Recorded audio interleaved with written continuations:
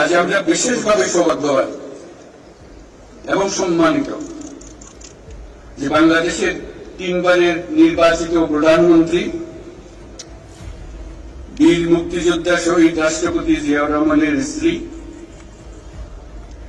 বেগম খালেদা জিয়া আজ এখানে আমাদের মধ্যে উপস্থিত আছেন।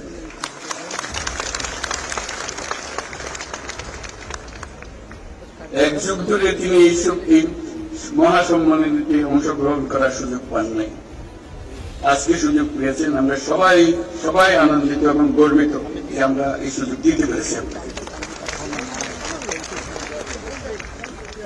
শারীরিক অসুস্থতা সত্ত্বেও এই বিশেষ দিবসে সবার সঙ্গে শরীর খাওয়ার জন্য আপনাকে আবারও ধন্যবাদ। আমরা তার আশু রোগমুক্তি কামনা করছি এবং এই অনুষ্ঠানে বিশেষভাবে স্বাগত জানাচ্ছি।